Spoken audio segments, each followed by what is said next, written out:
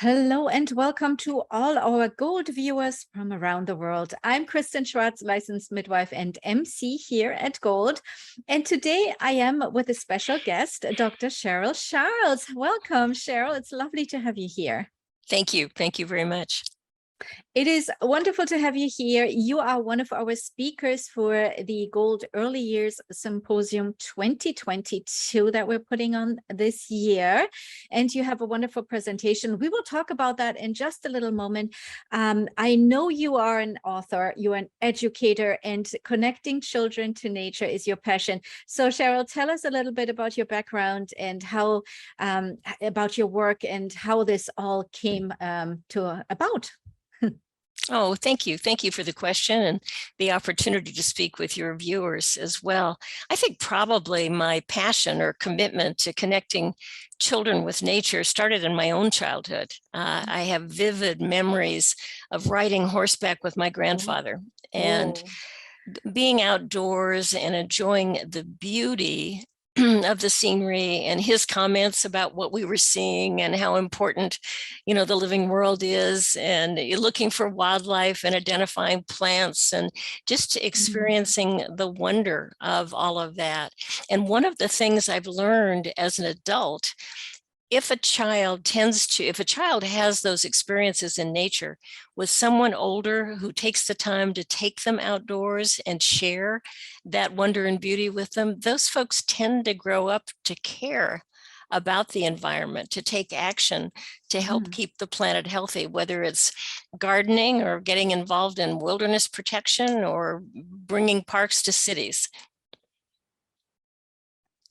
That's absolutely fantastic. Yes, and it makes so much sense. Thank you for sharing your beautiful childhood memory there with us. And I think many of us have these memories that connects them to nature, right? For me, it is when I was a little girl. I grew up at the sea, in the North Sea and Baltic in north of Germany, and I remember being out there with my grandparents, and the wind is strong and it's cold, and how the sand feels, when the wind carries it, and it is almost like little needles on your thighs and feet. And I just vividly remember the smells and everything, right? And I think that's how my deep connection to the sea and the ocean came about. And I think many of our viewers can relate. They had probably similar experiences, or even if they are growing up in the city. And this is my question now for you, right? Growing up in the city, many of our viewers, or huge populations, are living in the city with very few green spaces, and this is a challenge. But what can you tell us? Is all hope lost there, or what can we do in the cities? Oh, absolutely. There is hope in the cities. And actually, there's a strong worldwide movement to bring more nature into the city environment. There are interesting things going on with rooftop gardens, with even just bringing the simplest of plants into one's own living space, whether it's an apartment or whatever it might be in a high rise.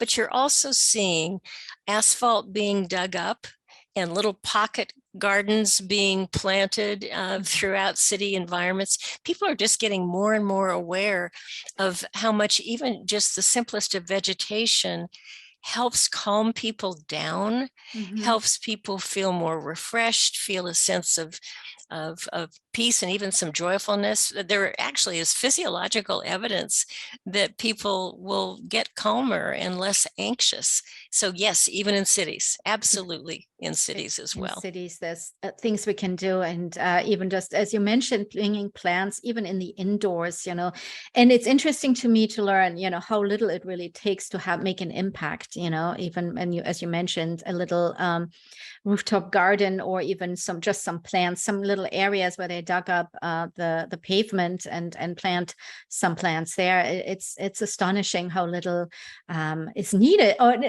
we need more. It would be nice to have more, but integrating that into cities sounds wonderful there as well. And it's interesting to me, and you have been working with that your entire life, entire passion there. But it's interesting to me how much new research we see out there now we learn about forest bathing, we learn about now the importance of blue spaces. And I think it's so well needed, because I've something that was going through my mind for a long time is a house plant or any plant cannot survive without natural lighting. Yet as adults, many of us sit in cubicles without any natural lighting all day long. That can't be good for us, right? And that can't be good for our children. But this is what the topic is all about: the children. How we cannot hold them in little tight spaces without any natural sunlight, without any nature at all. That can't be good for them. Right.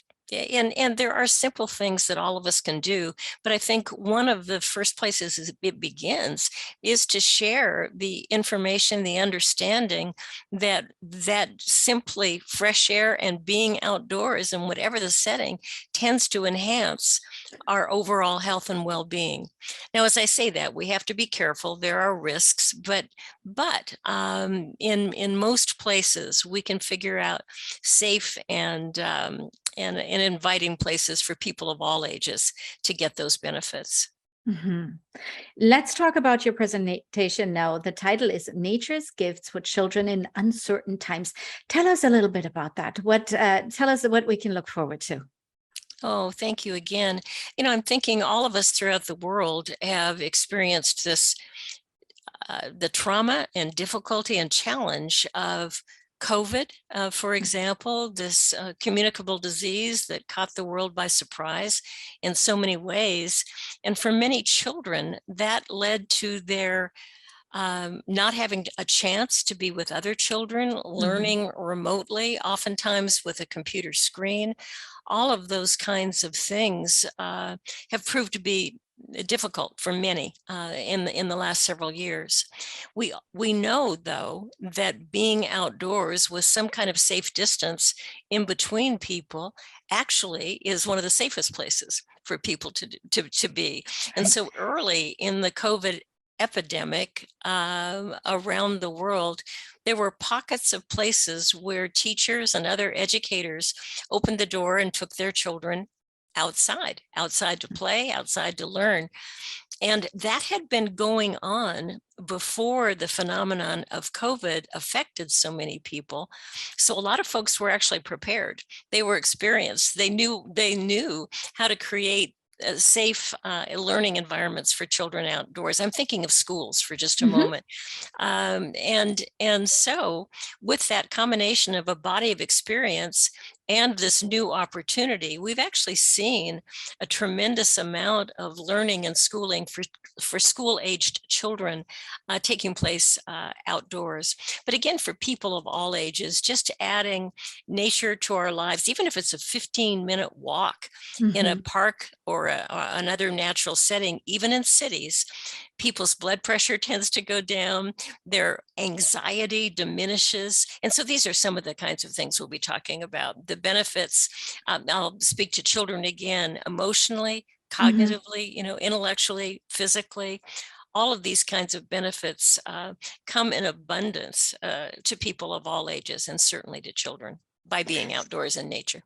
So there is a lot we can do. It sounds like we don't have to live in nature, in the forest somewhere. We even wherever we are, there's a lot we can do. And you're right. What gives me hope is there's a lot of developments around the world of integrating natures into the classroom. And in my native Germany, and it's probably everywhere. They are everywhere now. There is forest preschools, where they spend their entire day out in the forest and learn about nature. And I think it's absolutely wonderful that they do that. And I know you will talk about some of these places as well. But again, even small events, just going outdoors and spending time out there.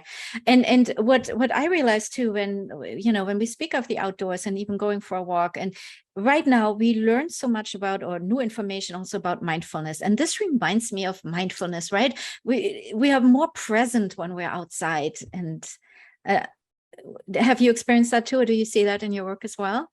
Absolutely. And there are actually a great many people talking about that combination of being in nature and a mindful practice. If you put that paying attention to how to be calm, how to be focused, how to be centered, those kinds of things, and take that practice outdoors, then the benefits again multiply even more. They are incredibly helpful, compatible practices. And I want to lead back to something you said earlier, which I thought was so wonderful, that if we teach children at an early age the beauty of the outdoors and nature, they will take care of the earth. They will learn, that this is important to them, and want to protect it, and will protect it. And I think this is such a big thing for the future, right, Cheryl? Absolutely. One of the most inspiring things. And think about how easy it is. It's good for everybody. Yes. One of my friends and colleagues, Richard Louv, the author, says, going outdoors in nature is not a bitter pill. It's something that feels good. It's great. Yes. And so let's do it. Let's do it. Well, yeah. Cheryl, thank you so very much spending time here with me and talking about your upcoming presentation. It's been such a pleasure to have you here today. My pleasure too. Thank you so much, Kristen. And the presentation, Nature's Gifts for Children in Uncertain Times, I mentioned before, is part of the Gold Early Years Symposium. And this is information now for our viewers. If you would like to find out more about this presentation and all the other presentations in the symposiums, which will be live September 26th and 27th, but all the presentations are, of course, recorded, so you can watch them at your leisure. And so if you would like to find out information about all these wonderful presentations, we invite you to go to goldlearning.com. Thank you again, Dr. Cheryl Childs, and thank you to all our viewers. Bye-bye, everyone.